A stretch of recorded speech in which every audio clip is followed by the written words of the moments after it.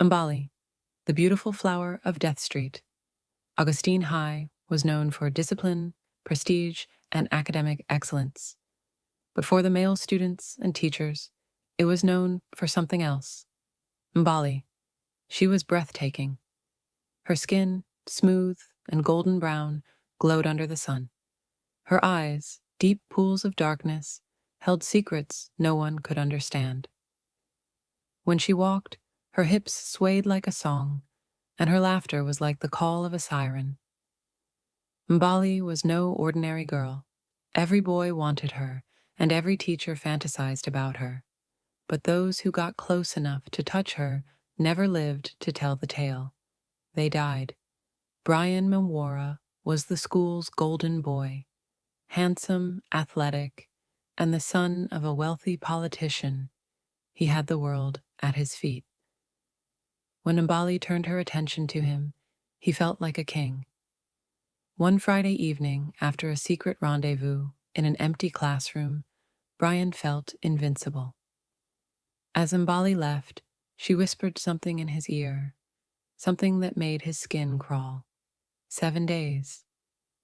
At first, Brian laughed it off, but on the third day, he started feeling strange. His body felt cold, no matter how hot the sun was. His dreams were filled with whispers, dark figures lurking in the corners.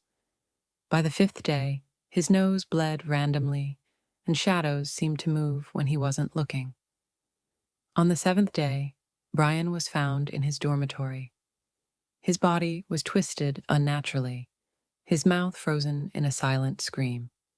His eyes were gone, as if something had sucked them out. The doctors said it was a stroke. The students knew better. The deaths didn't stop. First, it was Kevin, the class prefect. 7 days after his night with Mbali, he collapsed in the school hallway, convulsing violently. His skin turned black, his tongue swelled, and his veins bulged before his heart stopped. Then it was Mr. Otieno, the mathematics teacher. He had always been strict, but after sleeping with Mbali, he became paranoid. He locked himself in his office, mumbling prayers, avoiding shadows. On the 7th night, he was found dead at his desk, his fingers dug into his own neck as if he had been trying to choke himself. One by one, the men in Mbali's life started dying. The school whispered. They feared her but desired her all the same. Some boys made bets on who would be brave enough to try next. Jared, the school's biggest flirt, accepted the challenge. Jared had always been reckless. He saw Mbali as a prize, a conquest. When he cornered her behind the science lab, he expected her to play hard to get. She didn't. Instead, she smiled, a slow, knowing smile. "Do you really want me, Jared?" His heart pounded. Yes. Mbali ran a single finger down his arm. The touch sent a shiver through his body. "Then take me." That night, they met in an abandoned classroom. Jared didn't believe in curses. He thought he was the luckiest man alive. But the moment it was over, Mbali leaned in, her lips brushing his ear. 7 days. A chill ran down his spine. By the 3rd day, Jared was seeing things, dark figures moving in the corners of his vision. His room felt colder than usual. His reflection in the mirror seemed delayed. On the 5th day, he found scratches on his skin, though he had no memory of how they got there. Terrified, he went to the school's oldest employee, Mama Fatuma, the janitor. The moment she heard Mbali's name, her face darkened. "Foolish boy," she hissed. "You has slept with a demon." Jared's breath hitched. Mama Fatuma told him the truth. Years ago, a woman named Nasimiu had been wronged, used, betrayed, and discarded by powerful men.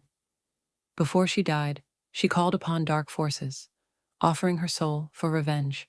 And so, Mbali was born. Not a girl, not human. A curse. Men who touched her were marked for death. No one escaped. Is there a way to stop it? Jared begged. Mama Fatuma shook her head. The moment you touched her, your fate was sealed. Tears streamed down Jared's face. Please. The old woman sighed. There is one way, but you will not survive it. Jared had no choice. He would rather die fighting than wait for death to claim him. Mama Fatuma led him to an abandoned chapel on the edge of the school. She drew a circle of salt and handed him a knife. Mbali will come for you tonight, she whispered. When she does, you must cut her. Spill her blood before she takes yours. Jared nodded, gripping the knife tightly. The room grew colder. The candles flickered. Then she arrived. Mbali stepped into the chapel, her beauty untouched by the darkness that surrounded her. Jared, she whispered, why fight? Just accept your fate. Jared's hand trembled, but he stood his ground. I know what you are. Mbali smiled. And yet, you still want me. Jared's heart pounded. She was right. Even knowing the truth, he still desired her. Her presence was overwhelming, her scent intoxicating. She moved closer, her fingers brushing his chest. 7 days is up, Jared. His vision blurred. His vision blurred. His muscles weakened. His heartbeat slowed. With the last of his strength, he gripped the knife and plunged it into her stomach. Mbali gasped. For the first time, she looked surprised. Dark, thick blood oozed from the wound. But instead of pain, she laughed, a deep, haunting sound. Fool, she whispered. Jared collapsed, his body convulsing as darkness swallowed him whole. The next morning, the school woke to silence. Jared's body was found inside the chapel, his eyes hollow, his skin ice cold. Mbali was nowhere to be seen, but by nightfall she returned, walking the halls, her beauty unchanged, her curse unbroken. The deaths continued. To this day, Mbali still roams, a beautiful flower luring men to their doom. And if she ever whispers in your ear, 7 days, run.